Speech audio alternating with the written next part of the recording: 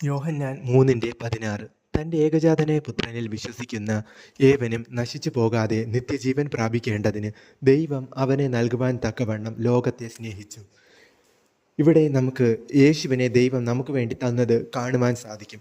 എന്തുകൊണ്ടാണ് ദൈവം യേശുവിനെ ലോകത്തിലേക്ക് അയച്ചതും നമുക്ക് വേണ്ടി യേശു കർത്താവ് ക്രൂശിൽ മരിച്ചതും എന്നത് നമുക്ക് നോക്കാം. നാം ഓരോരുത്തരും ജനിക്കുന്ന സമയത്ത് തന്നെ നമ്മിൽ പാപമുണ്ട്. കാരണം നമ്മുടെ പിതാവ് അല്ലെങ്കിൽ ദൈവം ആദ്യം സൃഷ്ടിച്ച മനുഷ്യൻ ആദാമായിരുന്നു. ആദാം ദൈവം പറഞ്ഞത് അനുസരിക്കാതെ ഇരുന്നു. ഏതനുസരണക്കേടും പാപമാണ്.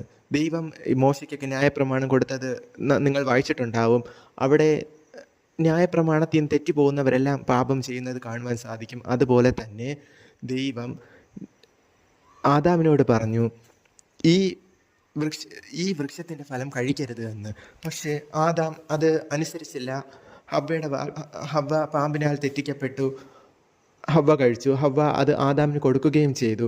അങ്ങനെ ആദാം പാപം ചെയ്തു. ആ അനുസരണക്കേടിലൂടെ പാപം ലോകത്തിലേക്ക് കടന്നു. ജനിക്കുന്ന ഓരോ പൈതലും പാപത്തിന് കീഴിലാണ്.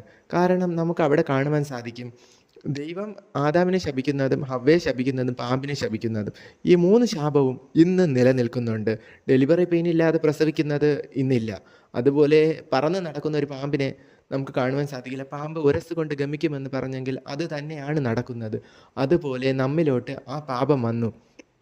ആ പാപത്തിൽ നിന്ന് നമ്മെ രക്ഷിക്കുവാൻ വേണ്ടിയിട്ടാണ് യേശു കർത്താവ് ഭൂമിയിലേക്ക് വന്നത്.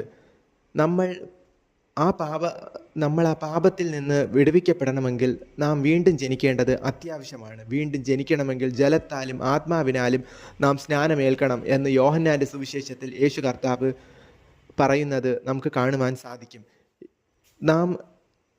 യേശു നമുക്ക് വേണ്ടി ക്രൂശിൽ മരിച്ചു എന്ന് നാം ഹൃദയം കൊണ്ട് വിശ്വസിക്കുകയും വായ്കൊണ്ട് ഏറ്റുപറയുകയും ചെയ്യുകയും നാം ജലത്താൽ സ്നാനമേൽക്കുകയും എടുക്കേണ്ടത് വളരെ പ്രധാനമാണ്.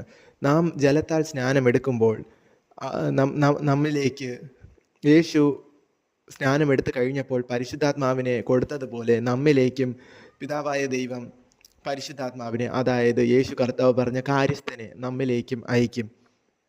അതുകൊണ്ട് മാത്രമായില്ല, നാം ഓരോ ദിവസവും വിശുദ്ധിയിൽ ജീവിക്കേണ്ടത് അത്യാവശ്യമാണ്. നമ്മുടെ എല്ലാ പോക്കിലും വരവിലും എല്ലാ സംസാരത്തിലും വിശുദ്ധിയിൽ ജീവിക്കേണ്ടതാണ്, അത്യാവശ്യമാണ്. നാം പുതുതായി ജനിച്ചു എന്നതുകൊണ്ട് മാത്രം അവിടം കൊണ്ട് തീരുന്നില്ല. പുതുതായി ജനിച്ചെങ്കിൽ നമ്മുടെ വിളിയും തിരഞ്ഞെടുപ്പും ഉറപ്പാക്കുവാൻ നാം അധികം ശ്രമിക്കേണ്ടത് അത്യാവശ്യമാണ് എന്നാണ് വേദപുസ്തകത്തിൽ കാണുവാൻ സാധിക്കുന്നത്.